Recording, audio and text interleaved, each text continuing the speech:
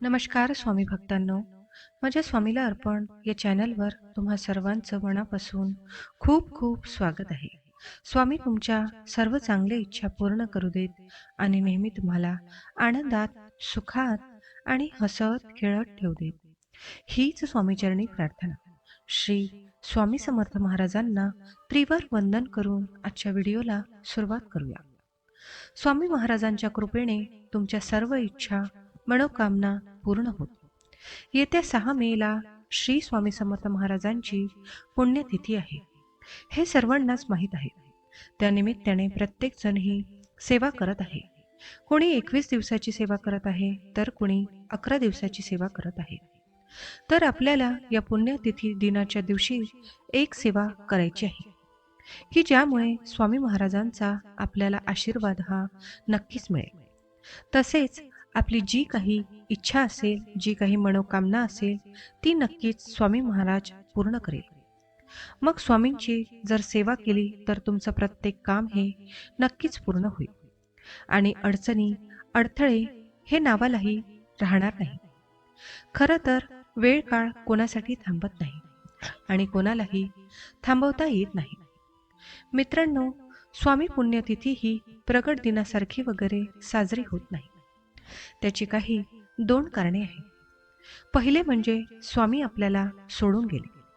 त्यांनी देह ठेवले तर दुःख असतं काहींना. आणि दुसरं म्हणजे मुळात की स्वामी आपल्याला काही सोडून वगैरे गेलेत असे स्वामी भक्त मानतच नाही.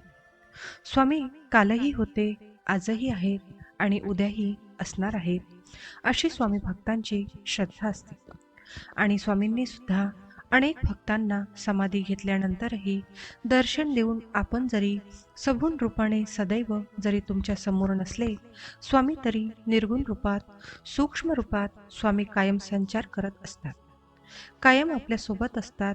हे स्वामींनी अनेक भक्तांना सांगितलेलं आहे. आणि स्वामींचा हम गया नहीं हे वचन आपल्याला माहीतच आहे. स्वामींनी फक्त समाधी घेतली म्हणजे आपली एक लीला संपवली.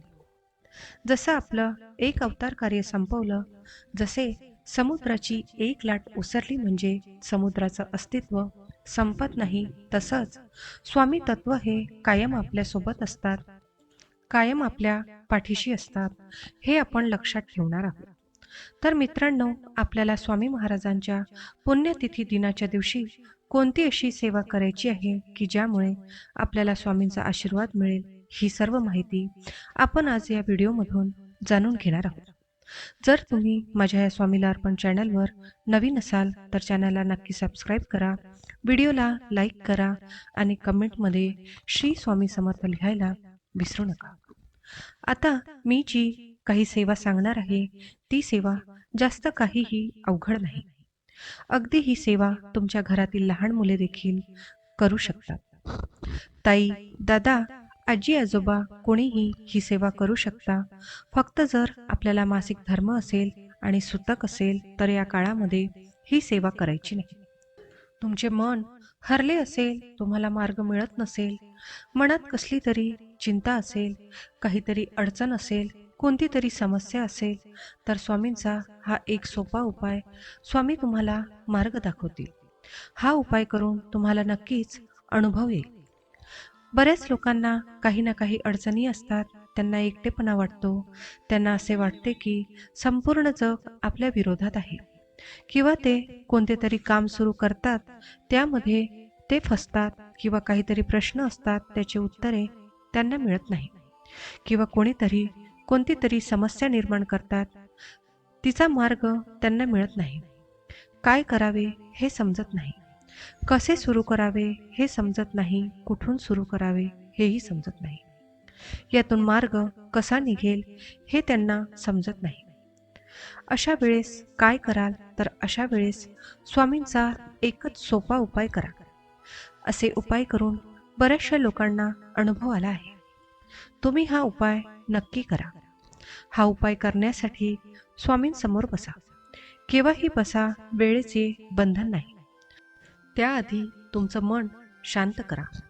स्वामीसमोर एक अगरबत्ती लावा, डोळे बंद करा, हात जोडून स्वामींना नमस्कार करा आणि मनात काय चालले आहे, कसली अडचण आहे, काय समस्या आहे, कोणता मार्ग तुम्हाला मिळत नाही, कोणत्या प्रश्नाची उत्तरे तुम्हाला हवी आहेत, हे सगळं काही स्वामींना सांगा. तुम्हाला काय हवे आहे, तुम्हाला कशातून बाहेर निघायचे आहे, तुम्हाला कोणती अडचण आहे, तुम्हाला कोणत्या प्रश्नाची उत्तरे हवी आहे, कोणता मार्ग हवा आहे, तेव्हा काय सुरू करायचे, तुम्ही सगळे काही स्वामींना शांत मनाने हात जोडून, डोळे बंद करून स्वामींना सगळे काही सांगा. जे मनात सुरू असेल ते स्वामींना सांगा आणि स्वामींना प्रार्थना करा की स्वामी, आता तुम्हीच काहीतरी मार्ग दाखवा. बस तुम्हाला एवढा छोटा आणि सोपा उपाय करायचा आहे. हाच उपाय आजपासून स्वामींची पुण्यतिथीपर्यंत करायचा आहे. म्हणजेच 6 मे पर्यंत हा उपाय तुम्हाला करायचा आहे. तुमची सर्व काही दुःखे दूर होतील. हा उपाय शक्य असेल तर तुम्ही स्वामी केंद्रात किंवा मठात सुद्धा करू शकता. हा उपाय केल्याने सहज काहीतरी शुभ वार्ता तुमच्या कानी पडेल, तुम्हाला मार्ग मिळू लागतील, तुमच्या प्रश्नाची उत्तरे तुम्हाला मिळतील. जो कोणी हा उपाय करेल त्यांना स्वामी नक्कीच मार्ग दाखवतील. तर तुम्हालाही जमल्यास तुम्ही हा उपाय करून बघा. सर्व अडचणी दूर होतील, सर्व दुःख दूर होतील. श्री स्वामी समर्थ. जय जय स्वामी समर्थ.